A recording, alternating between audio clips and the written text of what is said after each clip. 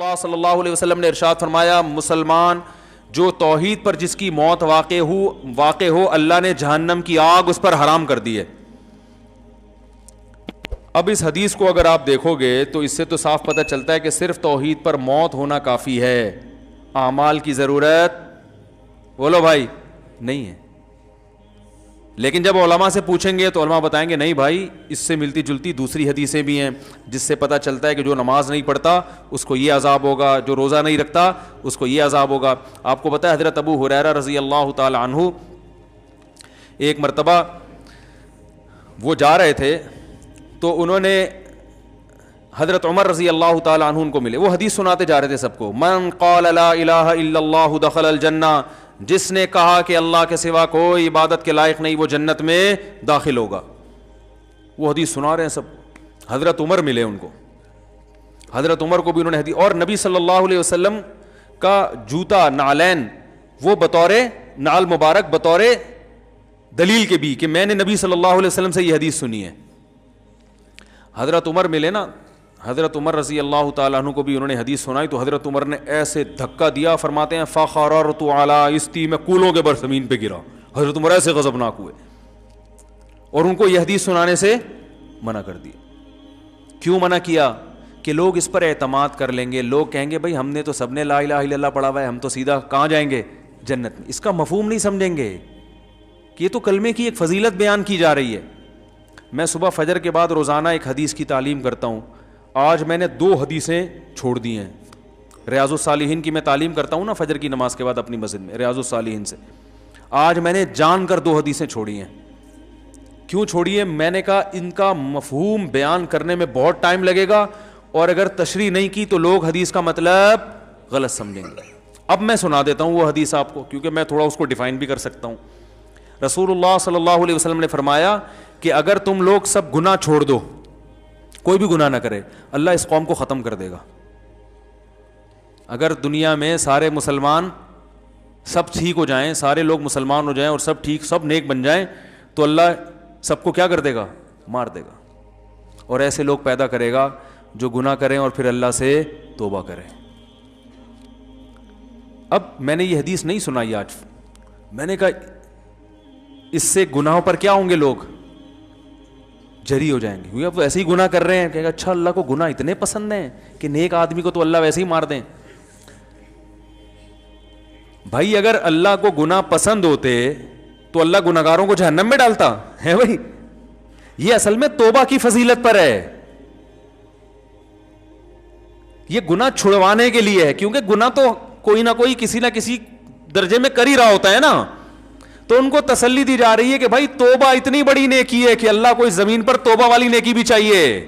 سمجھ آ رہی ہے بات؟ تو اگر کسی سے گناہ ہو گیا تو مایوس نہ ہو, توبہ کر کے توبہ والی نیکی کا آپشن اس کے پاس ہے. اور یہ نیکی اللہ کو اتنی محبوب ہے کہ دنیا میں اگر یہ نیکی ختم ہو گئی توبہ والی نیکی تو اللہ کو ایسے لوگ پسند ہے ہی نہیں. اللہ تو چاہتے ہیں کہ گڑگڑاؤ میرے سامنے تاکہ مجھے معاف کرنے میں مزہ بھی تو آئے نا. رحمت تو جب ہی ظاہر ہوگی جب تمہاری حرکتوں کی وجہ سے جہنم واجب ہو چکی تھی, مگر میں اپنی رحمت سے اس کو معاف کر دوں تو مزہ آتا ہے مجھے معاف کرنے میں. وہ معاف کرنے کا مزہ جب آئے گا جب غلطی بھی تو ہو تم سے. غلطی نہیں ہو رہی, سارے نیک نیٹ کلین بولیں گے اللہ ہم تو اتنے اچھے تھے, ہمیں تو ایسی جنت میں بھیج. کیا خیال ہے بھائی؟ باپ رحم دل ہے, کیا مطلب؟ بیٹے سے غلطیاں ہوتی ہیں اگنور کرتا ہے, تب بیٹا تعریف کرے گا یار میرا ابا بہت اچھا ہے.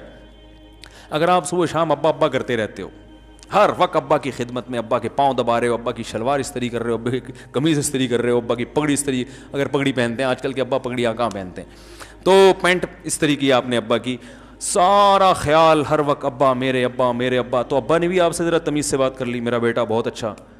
تو آپ بولے کہ بھائی ہم بھی ابا کے ساتھ اتنے اچھے ہیں تو ابا بھی ہمارے ساتھ ظاہر اچھا ہی. آج کل کون ابا کے ساتھ اچھا ہوتا ہے؟ تو میں جب اتنا اچھا ہوں تو ابا کا اتنا حق تو بنتا ہے کہ ہمیں بھی ابا اپریشیٹ کرے. لیکن آپ نالائق, اور باپ ہر جگہ آپ کے آگے آ کے کھڑا ہوتا ہے, کہہ رہا ہے بھائی نالائق ہے لیکن ہے تو اپنا ہی نا. کیا خیال ہے؟ پھر آپ میں اگر غیرت ہوگی تو آپ باپ سے محبت کرو گے, یار ابا نے میری بڑی بڑی غلطیوں کو معاف کیا, آج میں اگر اس اسٹیج پہ پہنچا ہوں تو میری غلطیوں پہ ابا نے پردہ بھی ڈالا ہے, مجھے لوگوں کے سامنے ذلیل بھی نہیں کیا. جب لوگوں کے ساتھ آتا ہوں تو تعریف کرتے ہیں میرا بڑا ہونہار بیٹا ہے, حالانکہ مجھے پتا ہے میں کیسا ہوں. ایک وقت آئے گا آپ کا دل ابا کے لیے پگھل جائے گا. تو اللہ پتہ ہے کیا چاہتے ہیں بندوں سے؟ اللہ کہتے ہیں یار نماز بھی پڑھو, روزہ بھی رکھو, سب کچھ ہے, لیکن پہلے محبت تو کرو. یہ خشک نمازیں نہیں چاہیے اللہ کو, یہ خشک روزے نہیں چاہیے. اللہ کو چاہیے اللہ کی محبت میں دھڑکنے والا دل. وہ دل جب ہی دھڑکتا ہے جب انسان سے اگر گناہ ہو جائے اور اسے پتا ہے میرے لیے جہنم کی آگ ہے, گناہ ہے, میرے پاس کوئی آپشن نہیں ہے, اللہ سے گڑ گڑاتا ہے اللہ معاف کر دے معاف کر دے. تو اللہ کو اتنا مزہ آتا ہے کہ بھائی سزا بنتی تھی مگر میں کیا کر رہا ہوں, معاف کر رہا ہوں اس کو. تو یہ شان جب ہی ظاہر ہوگی جب گناہ بھی تو ہو. کیسی پیاری حدیث ہے, رسول اللہ صلی اللہ علیہ وسلم نے فرمایا جب کسی بندے سے گناہ ہوتا ہے تو وہ آتا ہے توبہ کرنے کے لیے. یہ کل پڑھوں گا ریاض الصالحین نا, اگلا کل والا نمبر اس حدیث کا ہے. تو وہ جب آتا ہے اللہ کے سامنے توبہ کرتا ہے کہ اللہ مجھ سے گناہ ہو گیا, مجھے معاف کر دے. تو اللہ تعالیٰ فرشتوں سے کہتے ہیں دیکھو اے فرشتوں, اس بندے سے گناہ ہوا, بہت سوں سے گناہ ہوتے ہیں, اس سے بھی ہوا, بہت سے میرے پاس معافی مانگنے نہیں آئے, یہ آیا ہے. کیوں؟ اس لیے کہ اس کو پتا ہے ان لہو ربن, اس کا ایک رب ہے جو اس گناہ پر اس کو سزا بھی دے سکتا ہے اور اس گناہ کو معاف بھی کر سکتا ہے. اس کو پتا ہے, یہ اس جذبے سے آ جائے, ورنہ یہ بھی نہ آتا تو کیا ہو جاتا, کوئی سزا تھوڑی ملتی ہے فوراً. بھائی گناہ پہ فوراً شرابی بھی گھوم رہے ہیں, کوئی فوراً سزا ملتی ہے؟ چور بھی گھوم رہے ہیں, ڈاکو بھی گھوم رہے ہیں, قاتل بھی گھوم رہے ہیں, ماں باپ کے نافرمان, بلکہ زیادہ ترقی کر رہے ہوتے ہیں. آدمی وہ فضائل ہی سنا رہا ہوتا ہے بیٹھ کے, ایسا ہی ہے نا. کیا خیال ہے بھائی, جان بنتی ہے نا زیادہ کھانے پینے سے, تو بہت سی دفعہ تو حلال سے ہی بن جاتی ہے, لیکن اکثر اوقات بھائی آپ دیکھ لو جنہوں نے ماشاءاللہ اللہ بچائے حرام کا پیسہ جنہوں نے کھایا ان کی صحت ہی الگ الگ چہرے سے پتہ چل رہا ہوتا ہے ان کے. تو کتنے لوگ ہیں, اللہ تعالیٰ فرشتوں سے کتنے لوگ ہیں گناہ ہوتے ہیں, یا تو فوراً سزا مل رہی ہوتی نا, پھر تو سارے آ جاتے ہیں, سب کو پتا ہے اب سزا ملنے والی ہے, سب گرفتاریاں دے رہے ہوتے اللہ کے پاس آ کے, اللہ مار دے, اللہ سزا دے دے. لیکن اللہ کو دیکھا ہم میں سے کسی نے نہیں ہے, اور گناہ پہ دنیا میں کوئی سزا بھی نہیں مل رہی ہوتی, ٹھیک ہے نا. تو اللہ فرماتے ہیں اس کو پتہ ہے کہ سزا میرا رب مجھے دے گا, وہ قدرت رکھتا ہے, اور اس سے بڑی بات یہ کہ معاف بھی وہی کر سکتا ہے.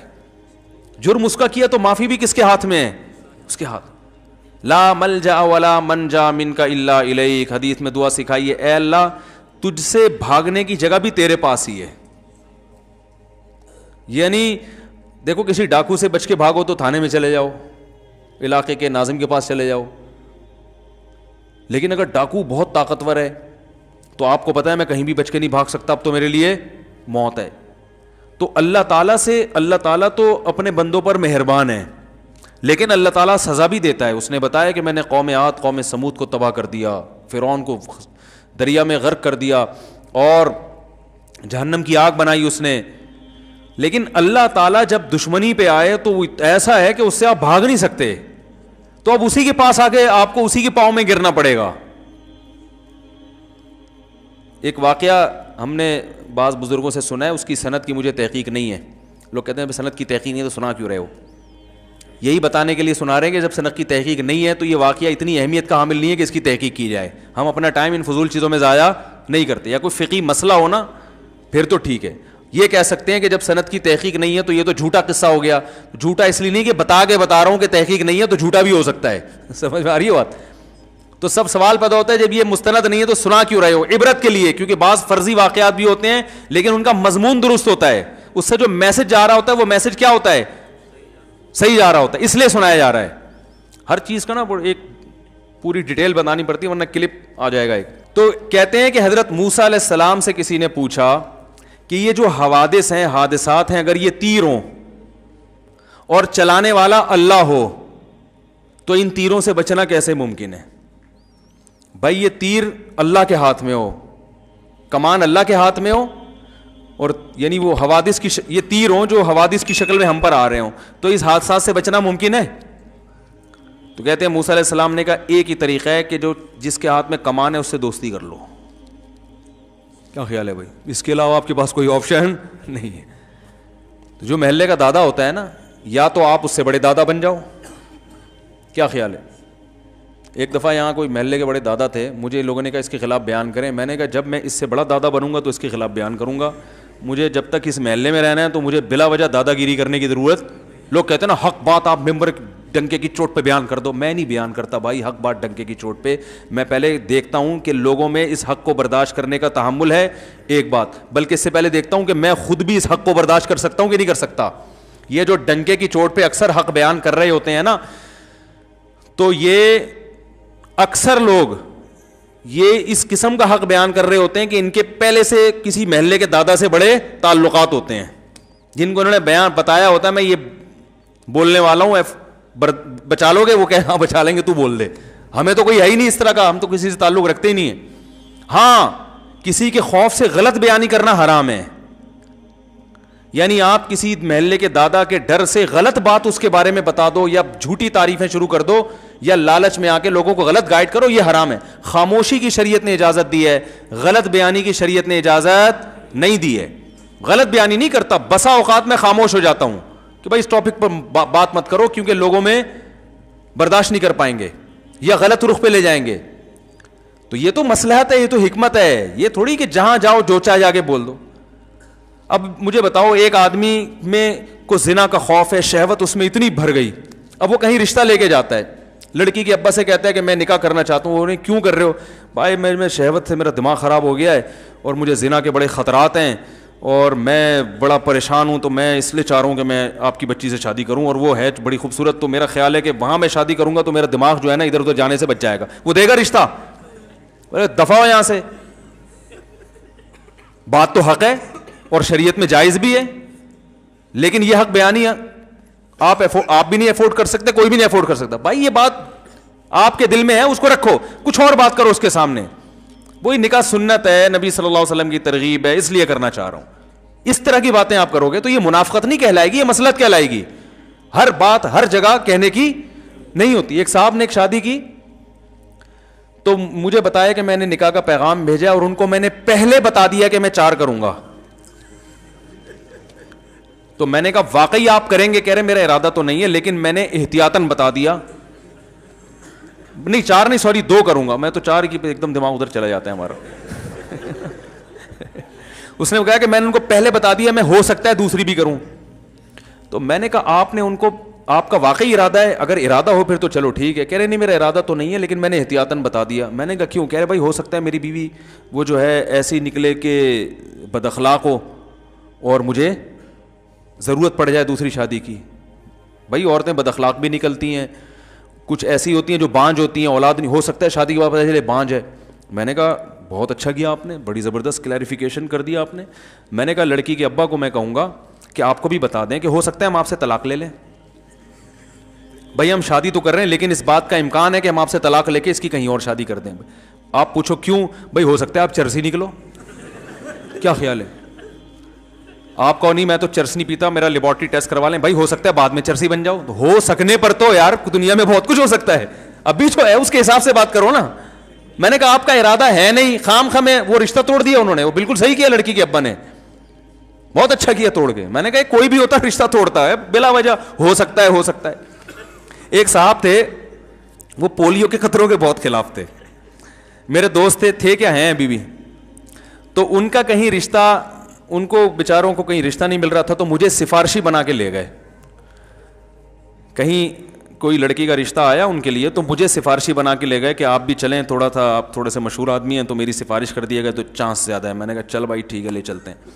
ہم چلے گئے وہاں تو وہ لڑکی کے والد بھائی وغیرہ آ کے بیٹھے, مجھے بڑی عزت دی انہوں نے. میں نے کہا ہمارے دوست ہیں نکاح کرنا چاہتے ہیں آپ کی بچی سے, اس سلسلے میں ہم حاضر ہوئے تھے. انہوں نے کہا ٹھیک ہے جی, بھی ایجوکیشن کیا ہے وغیرہ وغیرہ جو پوچھا جاتا ہے.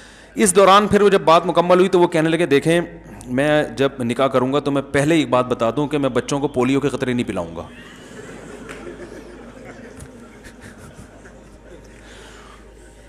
ابے میں سر پکڑ کے بیٹھ گیا یوں کر کے. اب میں اس کو یوں اشارہ بھی نہیں کر رہا کہ میں یوں کروں گا تو وہ بولیں گے یہ آپس میں ان کا پہلے سے کوئی پری پلان ہے کہ میں یوں بولوں گا تو یوں بولنا. اب میں دیکھ نہیں رہا اس کی طرف.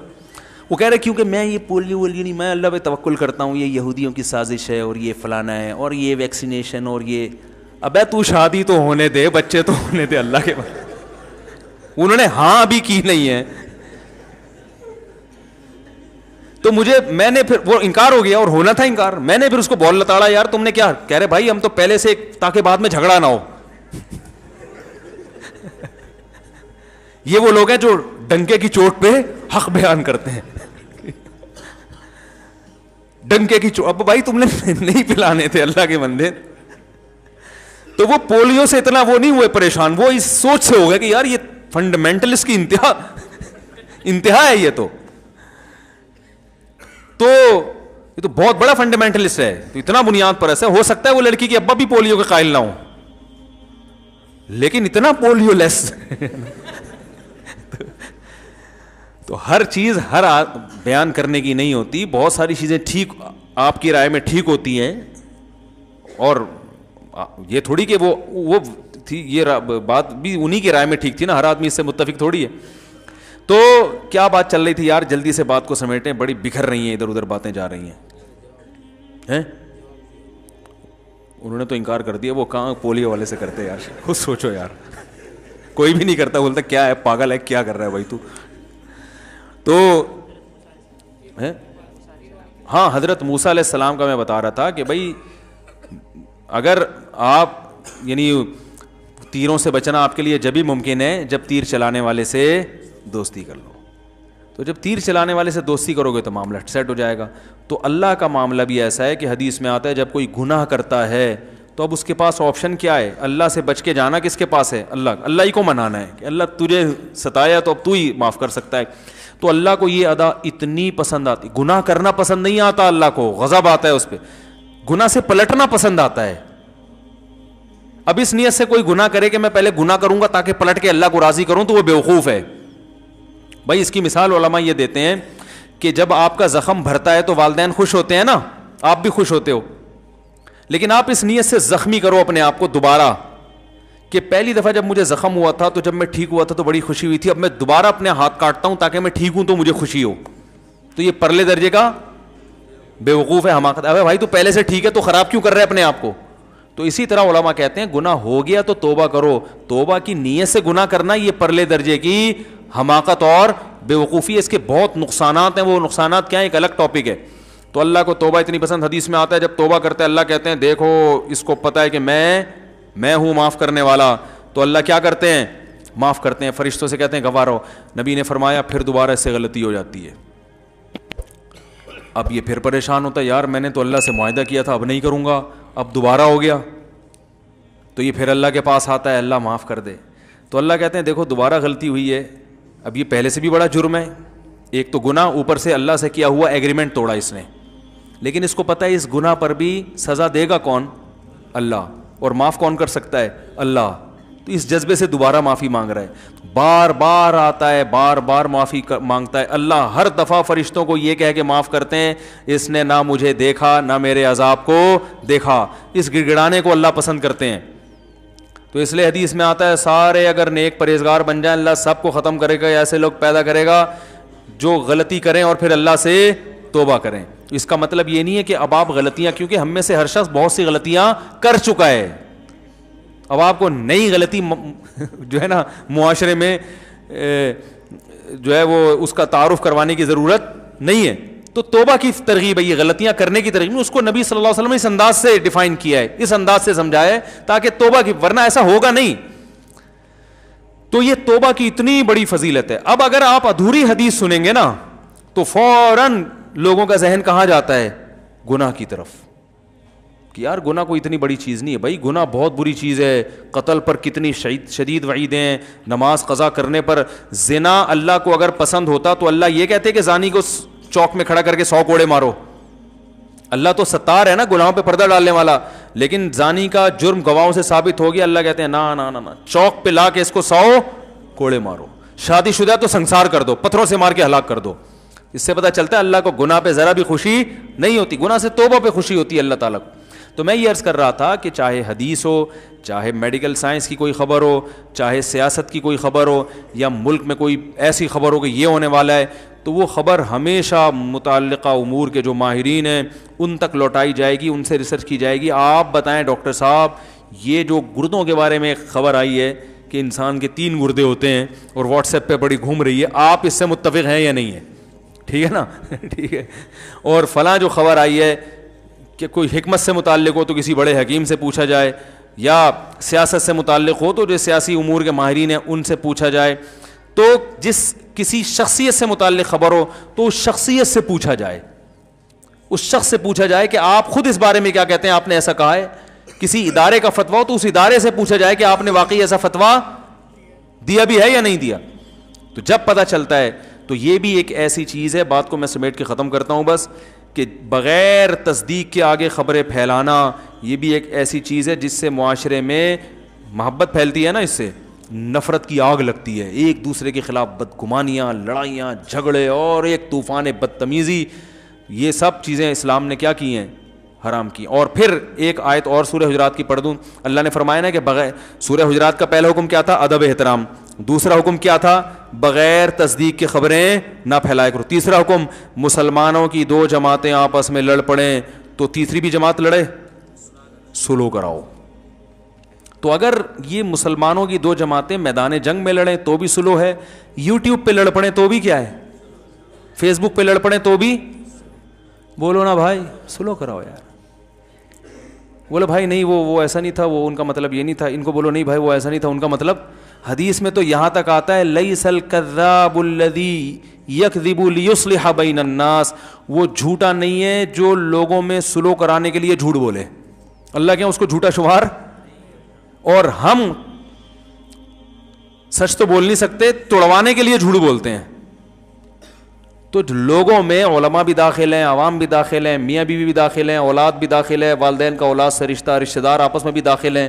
تو اس میں تو ہمیں جھوٹ, اگرچہ بہت سے علماء کی رائے سری جھوٹ مراد نہیں ہے, اس سے گول مول کلام, وہ کچھ اور مطلب سمجھے, آپ کچھ اور. تو اس کی جب ہمیں اجازت کیا ترغیب دے دی گئی ہے, تو جھوٹ بول کے لڑوانے کی, بغیر تحقیق کی خبریں پھیلا کے لڑوانے کی کہاں سے ہمیں اجازت ہوگی.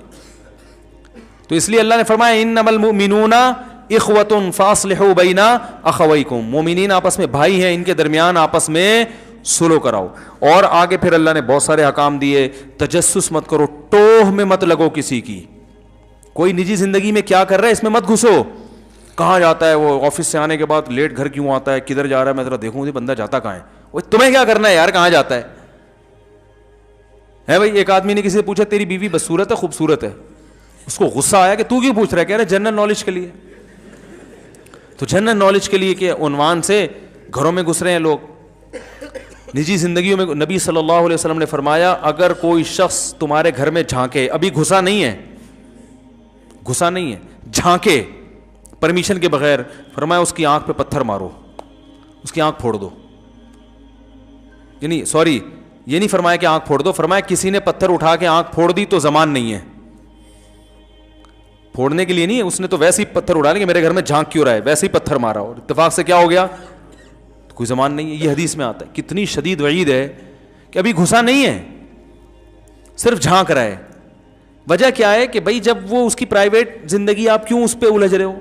اور آپ بتاؤ ہمارے یہاں یوٹیوب پہ جب کسی کو عزتوں کو اچھالا جاتا ہے تو ان کے گھریلو حالات ڈسکس کیے جاتے ہیں کہ نہیں, ابے فلاں نے اپنی بیوی کو طلاق دے دی ہے, پتہ ہے کیوں دی ہے, ابے فلاں تو فلاں کی لڑکی کو لے کے بھاگ گیا, ابے یہ جو فلاں نے شادی کی, میں مجھے پتا ہے سیٹنگ کی شادی ہے یہ.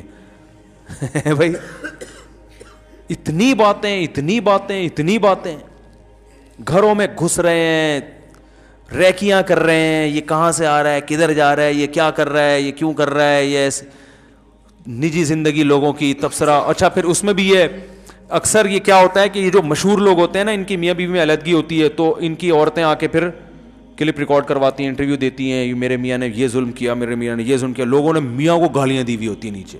او بھائی یہ تمہیں کیا پتا کیا بھی ہے کہ نہیں کیا, یا کبھی میاں کے ریکارڈ کروا رہا ہوتا ہے ہم دونوں کا رشتہ. جو مشہور شخصیات ہوتے ہیں نا, جو پہلے سے میڈیا پہ آ رہے ہوتے ہیں, وہ اصل میں ایکچولی یہ ہوا تھا, یہ یوں کر رہی تھی, تو عورت کو گالیاں دے رہے ہوتے ہیں لوگ. اور چھوڑو مٹی ڈالو بھائی, او بھائی علیحدگی ہو گئی, میاں بیوی تو بھاڑ بھیجا, ہمیں کیا کرنا ہے. اتنا گھستے ہیں, ہر گھر کی خبر, اس گھر میں یہ ہو رہا ہے, اس گھر میں یہ ہو رہا ہے, فلاں کی بیٹی پردہ کرتی ہے, فلاں کی بچے کی اتنی سیٹنگ چل رہی ہے, فلاں یہ کرتا ہے, فلاں وہ کرتا ہے. تو جو بھی کر رہا ہے بھائی, آپ سے اس کے بارے میں سوال نہیں ہوگا. اللہ نے فرمایا ولا تجسسوا, جاسوسی مت کرو. صرف جاسوسی جنگ کے موقع پر جائز ہے. سمجھ رہے ہو, خفیہ ایجنسیوں کے لیے جاسوسی جائز ہے, وہ بھی آپ کی نجی زندگی کی نہیں, بلکہ یہ کہ یہ اتنی ایکٹیویٹیز نوٹ کرنا کہ بھئی کنٹری کے خلاف تو کوئی کام نہیں کر رہا. ایجنسی والے گڑبڑ پتہ ہے کیا کرتے ہیں, وہ آپ کی جو جیسے اس کو کسی آفیسر نے ذمہ داری لگائی نا کہ فلاں مولانا صاحب آج کل بڑے چہک رہے ہیں, دیکھو کہیں یہ را کا ایجنٹ تو نہیں ہے, یہ کہیں جو ہے نا کوئی اور ملک کے خلاف تو نہیں ہے, ذرا اس کی تحقیق کرو. وہ ایجنسی والا کیا کرے گا, نجی زندگی میں گھس جائے گا, آپ کے لیپ ٹاپ نکال کے آپ کی بیوی کی تصویریں دیکھنا شروع کر دے گا. اور کیا کرے گا, وہ ہر وہ سارے گھریلو راز جاننے کی کوشش میں اس کا غلط فائدہ اٹھا رہا ہے. وہ یہ بہت ہوتا ہے لوگوں کے ساتھ. کوئی مشہور شخصیت ہے, کوئی سیاستدان ہے, اس کے بارے میں انکوائری ایجنسی والے کرتے ہیں تو اتنی محدود نہیں رکھتے کہ بھائی بس اتنا دیکھ لو ملک کے خلاف ہے نہیں, اس کے گھر میں گھسنے کی کیا ضرورت ہے تمہیں. میں پہلے میرے پیچھے ایجنسیز بہت لگتی تھیں, اب تو شکر ہے ان کو اطمینان ہو گیا, یہ ملک کے خلاف نہیں. ہم خدا کی قسم بہت سو سے زیادہ اس ملک سے محبت کرتے ہیں, اور یہ صرف ہوائی دعوے نہیں ہیں. ہم اگر وہ اپنی قربانیاں بتائیں کہ ہم نے اس ملک کے لیے کیا کیا ہے تو وہ ایک الگ ٹاپک شروع ہو جائے گا. حقیقت میں اس ملک سے ہمارے علماء نے ہمیں یہ سکھایا ہے کہ یہ ملک ہے تو ہم ہیں, اسلام ہے. اگر یہ ملک ختم ہو گیا تو جیسے بغداد کا سقوط ہوا تھا نا, اس سے اسلام کو فائدہ ہوا, نقصان ہوا. اس کے بعد خلافت عثمانیہ کا خاتمہ ہوا, اس کے بعد مغلیہ سلطنت کا خاتمہ ہوا, پھر خلافت عثمانیہ, پھر سب سے پہلے ہوئی خلافت بغداد ختم. بغداد کی خلافت کے بعد مسلمانوں پر دوسرا زوال آیا, اندلس کی خلافت ختم ہوئی ہے. اس کے بعد مسلمانوں پر زوال آیا بر صغیر پر, مغلیہ سلطنت کی واٹ لگ گئی, ختم ہو گئی. پھر زوال آیا, خلافت عثمانیہ ختم ہوئی. اب بڑے بڑے ماہر علماء سے میں نے سنا ہے کہ اب اگر اسلام ایک پاورفل حیثیت میں کہیں ہے تو وہ پاکستان میں ہے. یعنی جس کی ایک پاور ہے نا, ایک پاورفل آرمی ہے جس ملک کے پاس. سعودی عرب کے پاس آرمی نہیں ہے, ترکی کے پاس آرمی ہے, مگر وہاں اسلامی شعار اتنے زیادہ نہیں ہے. 50% طیب اردوغان جب تک ہے تو ہے, اگر اللہ نہ کرے اس کو شکست ہوگی تو پھر لبرل حکومت آ جائے گی. بالکل ہی, یعنی ان کے آئین میں اسلام نہیں ہے. ہمارا تو آئین اسلامی ہے بھائی, ہم تو اس سے پیچھے نہیں ہٹ سکتے. ٹھیک ہے درجنوں خرابیاں ہیں, لیکن آئین میں یہ پہلی شق ہے کہ قرآن و سنت کے منافی کوئی قانون نہیں بنے گا. آگے جتنی قانون سازی ہوگی اس کے مطابق ہوگی, وہ اگرچہ نہیں ہو رہی لیکن ریڑھ کی ہڈی میں اسلام شامل ہو گیا ہے. تو ہمارا یہ عقیدہ ہے کہ اب اگر اللہ نہ کرے پاکستان کو کچھ ہوا تو یہ ایسا سقوط ہوگا کہ اس کے بعد اٹھنے کے قابل نہیں رہیں گے. بہت سارے ملک مصیبتوں سے پاکستان کی وجہ سے بچے ہوئے ہیں. تو وہ کیا ہوتا تھا کہ میرے گھر آگے بیٹھتے تھے اور کیا کر رہے ہیں, درازوں میں گھس رہے ہیں, الماریوں میں گھس رہے ہیں. او بھائی تم درازوں میں الماریوں میں کیوں گھس رہے ہو؟ تم بالفرض اگر ایجنسی کے آدمی ہو, تمہیں حکومت نے یہ, میرے 10-15 سال پرانی بات ہے جب دہشت گردی عروج پر تھی نا, تو وہ ان کی ذمہ داری بھی تھی. دیکھیں جو مشہور لوگ ہیں ذرا ان کو, تو بھائی ٹھیک ہے آپ گھسو, لیکن ڈراز میں کیوں گھس رہا ہے بھائی تو؟ یہاں کے بم رکھا ہوا ہوگا کہ یہاں پہ وہ کیا ہے, اپنی ٹھڑک. ایجنسیوں نے ان کے ذمہ یہ ٹچے ہوتے ہیں, چھوٹے چھوٹے جو ہوتے ہیں نا, گھوم رہے ہوتے ہیں. ایجنسی میں جو آفیسر ہے اس نے ان کو یہاں تک جانے کی اجازت نہیں دی ہوتی, لیکن وہ اپنی ذاتی کے راز پہ مطلع ہو جاؤں کسی طرح, پھر میں ذاتی طور پہ بلیک میل کروں گا. سمجھ رہے ہیں نا, کمپیوٹر میں گھس رہا ہے, کبھی کیا کر رہا ہے, کیا میں اندازہ ہو جاتا ہے بندہ ٹھیک نہیں ہے. یہ بھی ممکن ہے ایجنسی کا نہ ہو, ویسے ہی کوئی بندہ آ گیا ہو. آپ کسی کو مہمان کے طور پہ کمرے میں بٹھا کے جائیں اور وہ آپ کی ڈرازیں کھول کے چیک کرنا شروع کر دے. آپ چائے بنانے کے لیے گئے اور وہ, تو یہ گھٹیا اور نیچ حرکت ہے یا نہیں ہے بھائی؟ تمہیں یہاں بٹھا گئے ہیں, تمیز سے بیٹھو یار. ڈراز کھول کے دیکھ رہا ہے اور جو ہے وہ کمپیوٹر کھول کے دیکھ رہا ہے. آپ کسی کو موبائل پکڑا دو, فوراً ان باکس میں جا کے میسج پڑھنا شروع کر دے گا وہ. تو یہ ہے لا تجسسوا. اللہ فرماتے ہیں جاسوسی صرف اس کی ہوگی جس کے بارے میں آپ کو خطرہ ہے کہ ملک کے خلاف تو نہیں جا رہی ہے, تو اس کی بھی جاسوسی اتنی ہوگی جتنی ملک کے دفاع کے لیے ضروری ہے. اس کی ختنے چیک کرنا شروع کر دیں آپ بیٹھ کے باقاعدہ. چلو ختنے اس نیت سے کہ کہیں ایسا نہ ہو کہ وہاں کا ایجنٹ ہو, وہ بھی چلتا ہے. تو یہ کر رہے ہیں لوگ یہ کام. تو یہ ہے تجسس. یہ اسلام میں کیا ہے, حرام ہے. ایک دفعہ کیا ہوا, ہمارے پڑوس میں نا کھڑکی کھلتی ہے, یعنی ہمارے مین گیٹ سے دوسری طرف, وہ ہماری کھڑکی نہیں, ان کی کھڑکی ہماری طرف کھلتی ہے, ہمارے گھر کی طرف نہیں, دروازے کی طرف. تو ادھر ٹی وی چل رہا تھا. اب ایک خاتون آئی, ان کی نظر کھڑکی پہ پڑی, فلم چل رہی ہے یا ٹی وی چل رہا ہے یا کیا, واللہ عالم, اکثر فلمیں ہی چل رہی ہوتی ہیں ٹی وی میں, بس ان کو اندازہ ہو گیا ٹی وی چل رہا ہے. اب وہ ہمارے گھر میں گھسی, ملنے کے لیے آئی تھی. اب وہ نا, اب ان کو یہ نہیں پتا کہ یہ ساتھ کمرہ ہمارا نہیں ہے, ہمارے پڑوسیوں کا ہے. اب ان کو یہ تجسس, مفتی صاحب کا گھر ہے اور کیا چل رہا ہے یہاں پہ, ٹی وی. اب میرے گھر والے مجھے بتا رہے ہیں کہ ٹک کے بیٹھی نہیں ہے وہ, ان کو یہی فکر کہ یار وہ والے کمرے میں جاؤں جہاں, کہہ رہے ان کی ایکٹیویٹیز سے مجھے اندازہ ہو, کبھی یوں جا رہی ہیں, کبھی یوں جھانک رہی ہیں, کبھی یوں جھانک رہی ہیں, کبھی ایسے کر کے دیکھ رہی ہیں. تو ہمارے گھر والے کہتے ہیں مجھے اندازہ ہو گیا جو پڑوسیوں کا ٹی وی ہے نا, اس سے ان کو غلط فہمی ہو رہی ہے. اور کیونکہ کمرے ساتھ ملے ہوئے ہیں تو یہ سمجھ نہیں کہ مفتی صاحب کے گھر میں ادھر ممبر پہ بیٹھ کے ٹی وی کے خلاف تقریریں کرتے ہیں اور گھر میں کیا چل رہا ہے, ٹی وی چل رہا ہے. تو گھر والوں نے بتا دیا کہ یہ جو آپ یوں کر رہی ہیں نا, یہ ان کا ٹی وی ہمارا نہیں ہے, دوبارہ جا کے اچھی طرح سے دیکھ لیں, ایسا نہ ہو وہاں جا کے خبریں پھیلانا.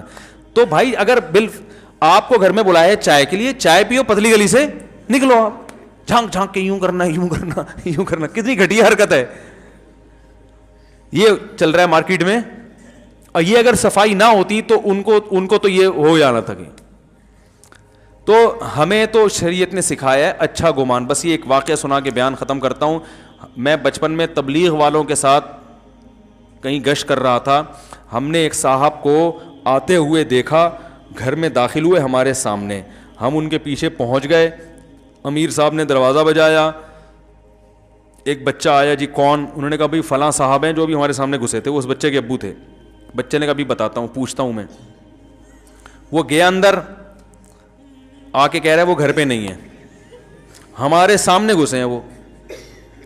تو امیر صاحب, دیکھو یہ ہوتا ہے تبلیغی جماعت کی جو کامیابی کی وجہ ہے نا, یہ بیسک اصول ہیں, یہ بنیادی اصول ہیں جس کی وجہ سے وہ پوری دنیا میں پھیل گئے.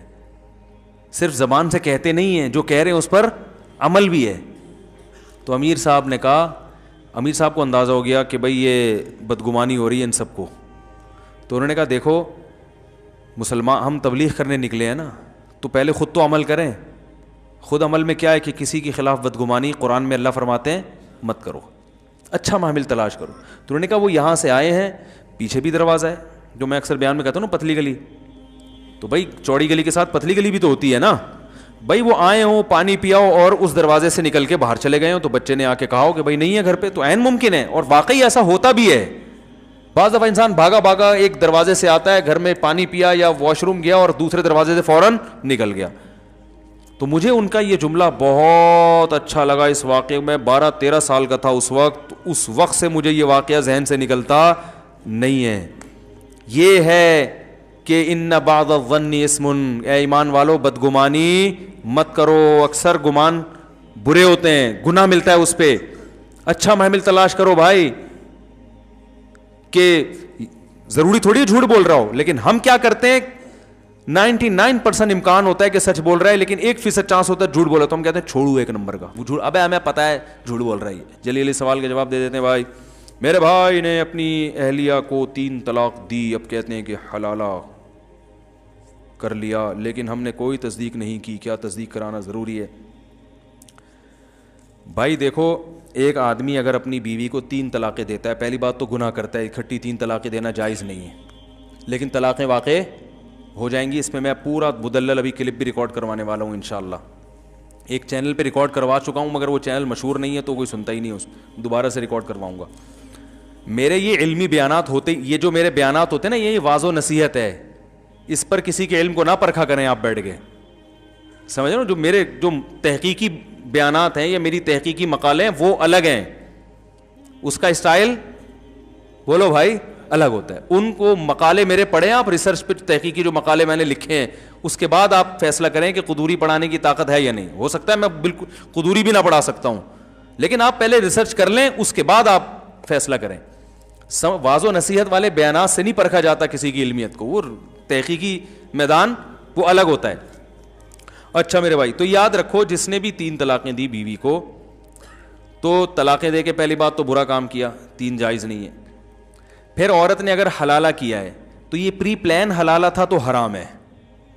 پری پلان کا مطلب عدت گزرنے کے بعد اس خاتون نے کسی مرد سے نکاح کیا اور پہلے سے ایگریمنٹ کیا کہ آپ نکاح کے بعد ہم بستری کے بعد مجھے طلاق دے دو گے, تو یہ ایگریمنٹ کی وجہ سے یہ حلالہ کیا ہو گیا؟ لعنتی عمل ہو گیا. رسول اللہ صلی اللہ علیہ وسلم نے ارشاد فرمایا لعن اللہ المحلل والمحلل له, حلالہ کرنے والے اور جس کے لیے کیا جا رہا ہے ان دونوں پر اللہ کی لعنت. جس کے لیے کیا جا رہا ہے وجہ اس کی یہی ہے کہ وہ بھی اس میں پلان کا حصہ بنتا ہے. وہ کہتا ہے میری بیوی سے تم شادی کرو اور پھر یوں کر دینا اور پھر یوں کر, ایگریمنٹ ہوتا ہے. اگر ایگریمنٹ نہیں تھا, اچھا حلال پھر بھی ہو جائے گی, کیونکہ نبی نے اس کو بھی حلال کرنے والا ہی کہا ہے. جس حلالے پر لعنت کی ہے لعنت تو ہوگی, لیکن بیوی طلاق کے بعد پہلے شوہر کے لیے حلال بہرحال ہو جائے گی. یہ حدیث سے پتہ چلتا ہے, کیونکہ آپ نے فرمایا حلال کروانے, محلل کہتے ہیں حلال کروانا, حلالہ کروانا تو ہم نے بتایا نا, لعن اللہ المحلل, نبی نے فرمایا وہ شخص جو اس عورت کو پہلے شوہر کے لیے حلال کرے اس پر بھی لعنت, اور جس کے لیے حلال کیا ہے اس پر بھی پتہ ہے حلال تو ہو گیا ہی نا. نہیں آئی بات میرا خیال ہے, لیکن غلط طریقے سے کیا ہے تو اس عمل پر لعنت ہوگی مگر حلال ہو جائے گی. ابھی اس عورت کے لیے دوسرے شوہر سے طلاق لینے کے بعد عدت کے بعد پہلے شوہر سے نکاح حلال ہو جائے گا, یہ تو حدیث سے پتہ چل رہا ہے. سمجھ میں آ رہی ہے بات؟ لیکن یہ عمل ایگریمنٹ کر کے کیا تو کیا ہو جائے گا؟ حرام, ناجائز, گناہ ملے گا اس پہ. اور اگر بغیر ایگریمنٹ کے کیا ہے تو کوئی گناہ نہیں ہے. لوگ ہر قسم کے حلالے کو لعنت کا عمل کہتے ہیں, یہ تو قرآن کے خلاف ہے. قرآن میں اللہ کا ارشاد ہے فَإِن طَلَّقَهَا, مرد اگر زوجہ کو تیسری طلاق دے دے, فَلَا تَحِلُّ لَهُ مِن بَعْدُ حَتَّى تَنكِحَ زَوْجًا غَيْرَهُ, تو یہ عورت اس تیسری طلاق کے بعد پہلے شوہر کے لیے حلال نہیں ہے جب تک کہ یہ کسی دوسرے مرد سے نکاح نہ کر لے. اور حدیث میں آتا ہے صرف نکاح نہیں بلکہ ہم بستری بھی ہو. آگے قرآن کہہ رہے فَإِن طَلَّقَهَا, اس کے بعد اگر چاہے وہ فوراً بعد ہو, 1 سال کے بعد ہو, 20 سال کے بعد ہو, قرآن نے ایسی کوئی شرط نہیں لگائی ہے. میں دوبارہ آیت پڑھ لوں, فَإِن طَلَّقَهَا, اگر شوہر نے تیسری طلاق دے دی, فَلَا تَحِلُّ لَهُ مِن بَعْدُ, تو یہ عورت اس تیسری طلاق کے بعد شوہر کے لیے حلال نہیں ہے, حتیٰ, یہاں تک کہ, یعنی کب حلال ہوگی اللہ وہ وجہ بیان کر رہے ہیں, تنکیحا زوجن غیرہ, پہلے شوہر کے علاوہ کسی اور سے نکاح کر لے. فَإِن, پس اگر اس نکاح کے بعد, اور حدیث میں آتا ہے صرف نکاح نہیں بلکہ ہم بستری بھی, اس ہم بستری اور نکاح کے بعد فَإِن طَلَّقَهَا, یہ دوسرا طلاق دے دے, اگلی رات کو دے دے, 1 گھنٹے بعد دے دے, آدھے گھنٹے بعد دے دے, 15 منٹ بعد طلاق دے دے, 10 منٹ بعد طلاق دے دے, 10 سال کے بعد طلاق دے دے, ایسی کوئی تفصیل قرآن نے بیان نہیں کی ہے. چاہے 10 منٹ کے بعد طلاق دے دے, ہم بستری کی, ہم بستری کرتے ہی طلاق دے دے, اللہ فرماتے ہیں فَلَا جُنَاحَ عَلَيْهِمَا أَن يَتَرَاجَعَا, تو پرانے والے میاں اور اس پرانی بیوی جو ہے نا اس کی, ان دونوں کے لیے کوئی گناہ نہیں ہے اس میں, أن يَتَرَاجَعَا, کہ یہ دوبارہ شادی کر لیں آپس میں. بات آ رہی ہے سمجھ میں؟ تو بھائی آپ غیرت اور کے جوش میں آ کے شریعت کو تبدیل کرنے کی کوشش نہ کریں. بہت سے لوگ کیا کرتے ہیں, وہ 3 طلاقوں کا جہاں مسئلہ ہے کہ وہ حلالہ تو لعنت ہے, حلالہ تو یہ ہے, تو حلالہ کروا دیا, حلالہ او بھائی جان, اگر قرآن, اگر یہ حلالہ لعنتی عمل ہوتا تو قرآن کیوں اس کو بیان کرتا؟ حدیث میں لعنت ہے, قرآن میں اس کی اجازت ہے, تو پتہ چلا حدیث والا حلالہ کچھ اور ہے, قرآن والا حلالہ کچھ اور ہے. پری پلان حلالہ ہے وہ لعنت ہے, پلان یعنی پری پلان سے مراد ایگریمنٹ, ایگریمنٹ نہیں ہے. تو پھر اگر دوسرا شوہر ہم بستری کرنے کے فوراً بعد طلاق دے دے تو بھی عورت پہلے شوہر سے نکاح کر سکتی ہے. بات آ رہی ہے سمجھ میں؟ اچھا, یہ بھی جائز ہے کہ عورت نے پہلے سے ایگریمنٹ نہیں کیا, شوہر دوسرے شوہر ہیں جب بیوی سے ہم بستری کی, تو عورت کے لیے یہ بھی حلال ہے کہ فوراً طلاق مانگ بھی لے. اس کے ناجائز ہونے کی بھی قرآن و سنت میں کوئی دلیل نہیں ہے. طلاق عورت اگر بغیر کسی ریزن کے مانگے نا اپنے شوہر سے تو گناہ ہے. ایسی عورتوں کو منافقات میں شامل کیا گیا ہے جو جنت کی خوشبو بھی نہیں پائیں گی. لیکن اگر کسی ریزن کی وجہ سے مانگ رہی ہے تو اسلام میں یہ غلط, بولو نا بھائی, نہیں ہے. تو یہ بھی ایک ریزن ہے کہ میں اپنے پہلے شوہر کے پاس جانا چاہتی ہوں کیونکہ میرے اس سے بچے ہیں, تو یہ ریزن ہے ایک, بھائی میری یادیں اسی سے وابستہ ہیں. سوال پیدا ہو جب اس سے تھی تو مجھے نکاح کیوں کیا؟ بھائی اس لیے کیا کہ اس سے اجازت نہیں ہے نکاح کرنے کی, آپ سے اجازت تھی تو آپ سے کر لیا. بات آ رہی ہے سمجھ میں؟ اور یہ سوچا تھا کہ اچھے لگے تو رہوں گی, نہیں لگے تو نہیں, مجھے نہیں اچھے لگ رہے, مجھے آپ کے منہ سے گٹکے کی بدبو آ رہی ہے, کوئی بھی وجہ ہو سکتی ہے. اب اگر آپ یہاں تجاوز کرتے ہیں نا کہ نہیں یہ طلاق لے کے شادی نہیں کر سکتی, یہ اب قرآن پر کیا ہے, آپ اپنی عقل لڑا کے قرآن کے حکام کو کیا کر رہے ہو, چینج کر رہے ہو. بات آ رہی ہے سمجھ میں؟ تو اسی وقت طلاق لے کے, ہاں دوسرے پر جبر نہیں ہے, وہ کہیں میں نہیں چھوڑوں گا. آپ نے طلاق مانگی, وہ کہیں میں نہیں طلاق دیتا, تو عورت کو زبردستی کرنا جائز نہیں ہے. ٹھیک ہے جب نہیں دیتے تو آپ ہی میرے مقدر میں میاں ہیں, شادی تو ہم نے کوئی ایگریمنٹ تو کیا نہیں تھا, مجبوراً گزارا کریں گے, مننے کے ابا آپ ہی بنو گے تو گزارا کریں اس کے ساتھ. اور اگر وہ چھوڑ دیتا ہے اس پر بھی کوئی گناہ نہیں ہے. اس لیے گناہ نہیں ہے, وہ یہ کہتا ہے یار یہ اگرچہ میری بیوی ہے میں نہ چھوڑوں تو, لیکن جب یہ نہیں رہنا چاہتی, اس کے دل میں میرے لیے وہ جذبات نہیں بن سکتے جو پہلے کے لیے ہیں, تو چھوڑ دینا بہتر ہے یا نہیں ہے؟ بھائی میں تو لوگوں کو ویسے ہی مشورہ دیتا ہوں جن کی بیویاں طلاق مانگ رہی ہیں, کوئی ریزن نہیں, میں کہتا ہوں یار طلاق اچھی چیز نہیں ہے, لیکن یہ بھی اچھی چیز نہیں ہے جو نہیں رہنا چاہتی زبردستی گھسیٹ کے رکھو اس کو اپنے پاس, یہ کوئی اچھا کام ہے؟ ابے کیا ہو گیا, او بھائی محبت کا رشتہ ہے, محبت سے رہو, ٹھیک ہے, نہیں رہ سکتے تمیز سے الگ ہو جاؤ نا. تو طلاق نہیں دینی چاہیے, لیکن اگر بیوی نہیں رہنا چاہتی تو بیوی کے لیے تو غلط ہے بلا وجہ مانگے, لیکن آپ کے لیے بہتر یہی ہے کہ جب نہیں رہنا چاہ رہی تو یار ایسی عورت سے کرو شادی جو غیرت مند ہو, آپ سے ٹوٹ کے محبت کرے. نبی نے کیا فرمایا, تزوج الودود الولود, ایسی عورت سے نکاح کرو جو محبت کرتی ہو.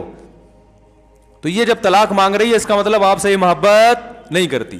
تو اگر آپ افورڈ کر سکتے ہو طلاق دینے کے بعد کہ بھائی مجھے دوسری مل جائے گی تو چھوڑ دو اس کو, اور اگر نہیں آپ کہو یار میں تو اس سے بھی جاؤں گا ٹھیک ہے نا, مجھے ویسے ہی کوئی لفٹ نہیں کرائے گا معاشرے میں, پھر بے شک نہ چھوڑو. آپ بولو بھائی ٹھیک ہے تمہیں میں سمجھ میں نہیں آ رہا لیکن مجھے تم ہی سمجھ میں آ رہی ہو, تمہارے علاوہ مجھے کوئی سمجھ میں, تو اختیار تو اللہ نے مرد کو دیا ہے نا,